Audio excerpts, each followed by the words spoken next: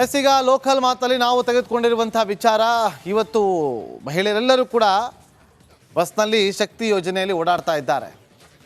ಆದರೆ ಬಸ್ ಟಿಕೆಟನ್ನು ದುಡ್ಡು ಕೊಟ್ಟು ತಗೊಳ್ತಾರಲ್ಲ, ಅವ್ರಿಗೆ ಇನ್ನು ಮುಂದೆ ಜೇಬಲ್ಲಿ ಸ್ವಲ್ಪ ಹಣವನ್ನು ಜಾಸ್ತಿ ಇಟ್ಕೊಂಡು ಓಡಾಡುವಂಥ ಸಂದರ್ಭ ಬರ್ಬೋದು. ಮಹಿಳೆಯರಿಗೆ ಪುಕ್ಸಟ್ಟೆ, ಸಾಮಾನ್ಯರಿಗೆ ದರ ಏರಿಕೆಯ ಬಿಸಿ. ಮತ್ತೆ ಏರಿಕೆ ಆಗ್ತಾ ಇದೆಯಾ ಬಸ್ ಟಿಕೆಟ್ ದರ ರಾಜ್ಯದಲ್ಲಿ? KSRTC ಟಿಕೆಟ್ ದರ ಏರಿಕೆ ಸುಳಿವು ಕೊಟ್ಟಂಥ ಸಾರಿಗೆ ಸಚಿವ ರಾಮಲಿಂಗಾರೆಡ್ಡಿ ಅವರು ಸಾರಿಗೆ ಇಲಾಖೆಯನ್ನು ನಷ್ಟದಲ್ಲಿ ಇರಿಸಿದ್ದು ಬಿಜೆಪಿಯವರು ಅಂತೇಳಿ ಅವರು ಆರೋಪವನ್ನು ಮಾಡಿದ್ದಾರೆ. 5,900 ಕೋಟಿ ನಷ್ಟದ ಬಗ್ಗೆ ರಾಮಲಿಂಗಾರೆಡ್ಡಿ ಸುಳಿವನ್ನು ಕೊಟ್ಟಿದ್ದಾರೆ. ಶೇಕಡ 15ರಿಂದ 20ರಷ್ಟು ಟಿಕೆಟ್ ದರ ಏರಿಕೆಗೆ ಪ್ರಸ್ತಾವನೆ ಸಲ್ಲಿಕೆ ಆಗಿದೆ. 2-3 ಸಭೆ ಬಳಿಕ ಟಿಕೆಟ್ ದರ ಏರಿಕೆ ಸಾಧ್ಯತೆ ಇದೆ ಅಂತೇಳಿ ರಾಮಲಿಂಗಾರೆಡ್ಡಿ ಅವರು ತಿಳಿಸಿದ್ದಾರೆ. ಕೇಳಿ.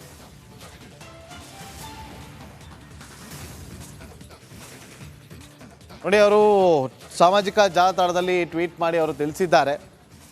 ಆರ್ ಅಶೋಕ್ ಅವರು ಒಂದಷ್ಟು ಟ್ವೀಟನ್ನು ಮಾಡಿದರು. ಅದಕ್ಕೆ ಟಕ್ಕರ್ ಕೊಡುವಂತೆ ಈಗ ರಾಮಲಿಂಗಾರೆಡ್ಡಿ ಅವರು 2-3 ಸಭೆ ಮಾಡ್ತೀವಿ, ಆ ಬಳಿಕ ಟಿಕೆಟ್ ದರ ಏರಿಕೆ ಬಗ್ಗೆ ನಾವು ತೀರ್ಮಾನವನ್ನು ತೆಗೆದುಕೊಳ್ತೀವಿ ಅಂತೇಳಿ. ಸಾಮಾನ್ಯ ಜನರು ಇನ್ನು ಮುಂದೆ ಜೇಬಲ್ಲಿ ದುಡ್ಡನ್ನು ಇಟ್ಕೊಂಡು ಹೋಗಬೇಕಾದ್ರೆ ಬಸ್ನಲ್ಲಿ ಪ್ರಯಾಣ ಮಾಡುವಂಥ ಸಂದರ್ಭದಲ್ಲಿ ಹೆಚ್ಚಿನ ಹಣವನ್ನು ಇಟ್ಕೊಂಡು ಹೋಗಬೇಕು. ಈಗಲಿಂದಲೇ ಪ್ಲ್ಯಾನ್ ಮಾಡ್ಕೊಳ್ಳಿ.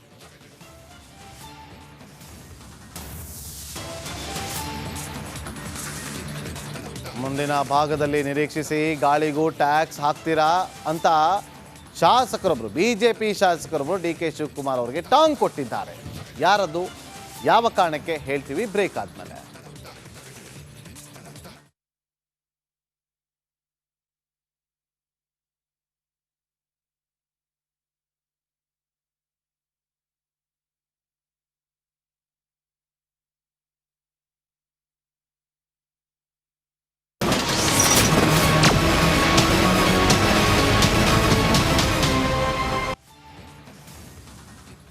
ಮತ್ತೊಂದು ಕಡೆ ರಾಜಕೀಯದಲ್ಲಿ ಸಾಕಷ್ಟು ಚರ್ಚೆಗೆ ಕಾರಣವಾಗಿರುವಂಥ ಸುದ್ದಿ. ರಿಪಬ್ಲಿಕ್ ಕನ್ನಡ ಕಳೆದ 4 ದಿನಗಳಿಂದ ಡಾಕ್ಯುಮೆಂಟ್ ಸಮೇತ ಮಾಡ್ತಾ ಇರುವಂಥ ಸುದ್ದಿ, ಅದು ಮೂಡಾ ಹಗರಣದ ವಿಚಾರವಾಗಿ. ಈಗ ಮೂಡಾ ಹಗರಣದಲ್ಲಿ ಸಿದ್ದರಾಮಯ್ಯ ಜಸ್ಟ್ ಮಿಸ್ ಆದ್ರ. ಕಾಂಗ್ರೆಸ್ನಲ್ಲಿ ಹಿತಶತ್ರುಗಳ ಲೆಕ್ಕಾಚಾರ ಇತ್ತಲ್ಲ, ಹಿತಶತ್ರುಗಳ ಲೆಕ್ಕಾಚಾರ ಎಲ್ಲವೂ ಕೂಡ ಉಲ್ಟಂ ಪಲ್ಟ ಆಗಿದೆ. ಹೈ ಲೆವೆಲಲ್ಲಿ ಬೆಂಬಲ ಸಿಕ್ಕಿದೆ CM ಸಿದ್ದರಾಮಯ್ಯ ಅವ್ರಿಗೆ. ಯಾರೇನೇ ಅನ್ನಲಿ, ತೀರ್ಪು ಏನೇ ಬರಲಿ, ಬೆಂಬಲ ಫಿಕ್ಸ್. ಸಿದ್ದರಾಮಯ್ಯ ಬೆನ್ನಿಗೆ ಗಟ್ಟಿಯಾಗಿ ನಿಂತಂತ ಹೈಕಮಾಂಡ್.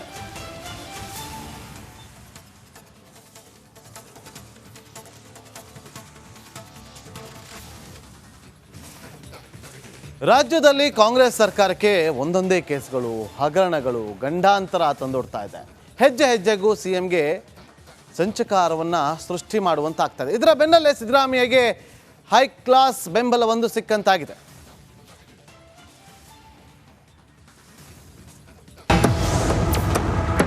ಸಿದ್ದರಾಮಯ್ಯಗೆ ಹೈ ಕ್ಲಾಸ್ ಬೆಂಬಲ. ಕಾಂಗ್ರೆಸ್ನಲ್ಲಿ ಹಿತಶತ್ರುಗಳಿಗೆ ಕಳವಳ. ಮುಡಾ ಕೇಸ್ ಮುಖ್ಯಮಂತ್ರಿ ಕುರ್ಚಿಯನ್ನೇ ತಿರುವು ಮುರುವು ಮಾಡುತ್ತೆ. ಸಿದ್ದರಾಮಯ್ಯ ರಾಜೀನಾಮೆ ನೀಡಬೇಕಾಗುತ್ತೆ. ಇನ್ನೇನು ನನಗೂ ಮುಖ್ಯಮಂತ್ರಿ ಸೀಟ್ ಸೌಭಾಗ್ಯ ಒಲಿಯುತ್ತೆ. ಹೀಗೆ 10 ಹಲವು ಲೆಕ್ಕಾಚಾರ ಹಾಕ್ತಾ ಇದ್ದ ಹಿತಶತ್ರುಗಳ ಪ್ಲಾನ್ ಎಲ್ಲವೂ ಉಲ್ಟಾ ಪಲ್ಟಾ ಆಗಿದೆ.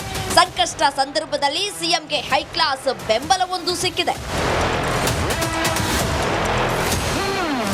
ರಾಜ್ಯ ಸರ್ಕಾರವನ್ನು ರಾಜ್ಯಪಾಲರ ಮೂಲಕ ಅತಂತ್ರಗೊಳಿಸೋ ಪ್ಲಾನ್ ನಡೀತಾ ಇದೆ. ಈ ಹಂತದಲ್ಲಿ ನಾವು CM ಹೆಗಲಿಗೆ ನಿಲ್ಲಲೇಬೇಕು ಅನ್ನೋ ನಿರ್ಧಾರಕ್ಕೆ ಹೈಕಮಾಂಡ್ ನಾಯಕರು ಬಂದಿದ್ದಾರೆ. ದೆಹಲಿ ನಾಯಕರನ್ನ ಭೇಟಿಯಾದ ಸಿದ್ದರಾಮಯ್ಯ ತಮ್ಮ ಕುರ್ಚಿಗೆ ಯಾವುದೇ ಕಂಟಕ ಬರದಂತೆ ಖಾತ್ರಿ ಪಡಿಸಿಕೊಂಡಿದ್ದಾರೆ.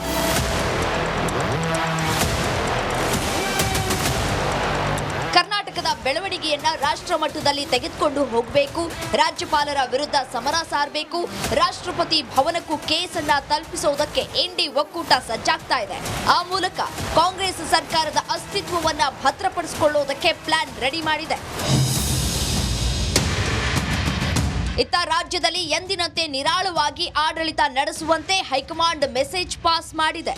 ಮುಡಾ ಕೇಸನ್ನ ತಮಗೆ ಬಿಡುವಂತೆ ಹೇಳಿರೋ ದಿಲ್ಲಿ ನಾಯಕರು ಕಾನೂನು ಹೋರಾಟಕ್ಕೆ ಸಿದ್ಧ ಮಾಡಿಕೊಳ್ಳೋ ಸಲಹೆ ಕೊಟ್ಟಿದ್ದಾರೆ. Bureau report, republic Kannada. ಯಾವಾಗ ಮೂಡ ಹಗರಣ ಹೆಚ್ಚು ಚರ್ಚೆಗೆ ಕಾರಣ ಆಯಿತು, ತಕ್ಷಣ ಹೈಕಮಾಂಡ್ ಬುಲಾವ್ ಕೊಡ್ತು, ಬನ್ನಿ ಭೇಟಿ ಮಾಡೋಣ ಅಂಥೇಳಿ. ನೋಡಿ, ಆ ಮೀಟಿಂಗ್ನ ಕಂಪ್ಲೀಟ್ ದೃಶ್ಯವನ್ನು ನೀವು ಇಲ್ಲಿ ಗಮನಿಸ್ತಾ ಇದ್ದೀರಿ. ಒಂದು ಕಡೆ ರಾಹುಲ್ ಗಾಂಧಿಯವರು ಕೂತಿದ್ದಾರೆ, ಅವರ ಪಕ್ಕದಲ್ಲಿ CM ಸಿದ್ದರಾಮಯ್ಯ ಅವರು ಹಾಗೂ DCM DK ಶಿವಕುಮಾರ್ ಅವರು ಇದ್ದಾರೆ. ಮತ್ತೊಂದು ಕಡೆ AICC ಅಧ್ಯಕ್ಷರಾಗಿರುವಂಥ ಮಲ್ಲಿಕಾರ್ಜುನ್ ಖರ್ಗೆ ಅವರಿದ್ದಾರೆ. ಈ ರೀತಿಯಾಗಿ ಕಾಂಗ್ರೆಸ್ ನಾಯಕರು ಕೂಡ ಅಲ್ಲಿ ಇರುವಂಥ ದೃಶ್ಯವನ್ನು ಗಮನಿಸ್ತಾ ಇದ್ದೀವಿ. ಇಲ್ಲಿ ಮೀಟಿಂಗ್ ಆಗುತ್ತೆ. ಮೀಟಿಂಗ್ ಆದಂಥ ಸಂದರ್ಭದಲ್ಲಿ ಆ ಮೀಟಿಂಗಿಂತ ವಿಚಾರವಾಗಿ ಹೇಳೋದಾದರೆ, ಒಂದಷ್ಟು ಜನ ಸಚಿವರು ಕೂಡ ದೆಹಲಿಗೆ ಹೋದರು, CM ಸಿದ್ದರಾಮಯ್ಯ ಅವರಿಗೆ ಸಾಥ್ ಕೊಡುವಂಥ ಕೆಲಸವನ್ನು ಮಾಡಿದ್ರು.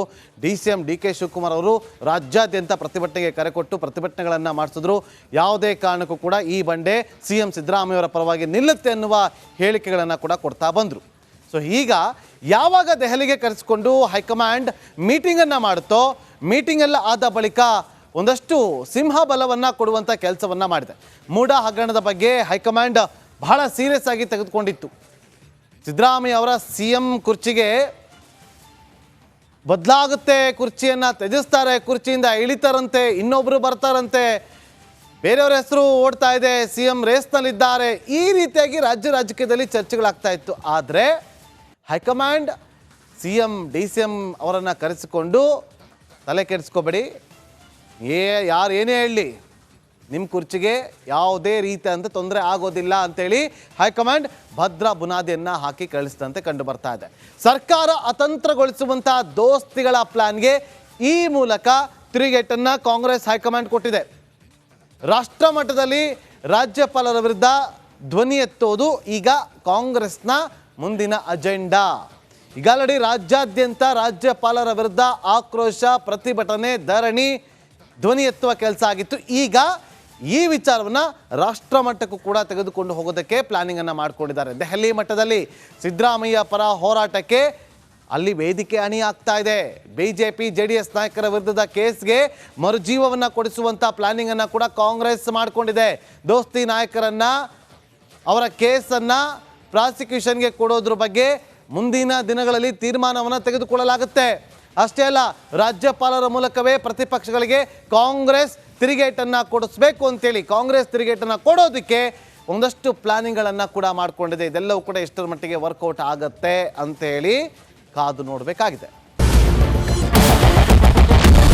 ಕ್ಯಾಪ್ಟನ್ ಅರ್ಜುನ್ ಕೊಂದಿದ್ದು ಯಾರು? ಅವ್ರ ನರೇಟಿವ್ ಎಲ್ಲಿ ತಂದಿಟ್ಟಿದ್ದಾರೆ ಅಂತಂದ್ರೆ ಸಂಪತ್ತನ್ನ ಹಂಚಿಬಿಡೋದು ಅಂತ. ಇದು ಸ್ಟುಡಿಯೋ ಟಿಪ್ಪು ಜಯಂತಿ ಮಾಡಕ್ಕೆ ಅವ್ರಿಗೆ ಖಂಡಿಸಿದ್ರು. Very nice. ಯಾರು ತಪ್ಪು ಮಾಡಿರೋದಿಲ್ಲಿ? ಓಲೈಕೆ ಹೇಳಿಕೆ ಇದು ಅಂತ ಹೇಳಿ ಯಾಕೆ ಪರಿಗಣಿಸಬಾರದು? ಕಿಚ್ಚಕ್ಕಲ್ಲ ಇದು ವೇದಿಕೆ. ಇದು ಫೋಟೋ ಎಲ್ರಿಗೂ ಒಂದು ಟೈಮ್. ನಿಮ್ಮ ಸಮಯ ಮುಗಿದಿದೆ. ಅವ್ರು ಹೇಳೋಕ್ಕಿಂತ ಮುಂಚೆನೆ ಹೇಗೆ ಪ್ರತಾಪ್ ಸಿಂಹ ಪಾಸ್ ಕೊಟ್ಟಿದಂತ ಆಗ್ಲಿ ಡಿಕ್ಲೇರ್ ಆಗೋಗಿತ್ತು ಅಂತ ನನಗೊಂದು ಡೌಟ್ ಬಂತು. ಸಾಕು ನಿಲ್ಸ್ರಿ, ಸಾಕು ನಿಲ್ಸಿ. ಕೆಟ್ಟ ಪದ ಬಳಕೆ ಕಾಂಪಿಟೇಷನ್ ಇಟ್ಟಿಲ್ಲ ನಾವಿಲ್ಲಿ.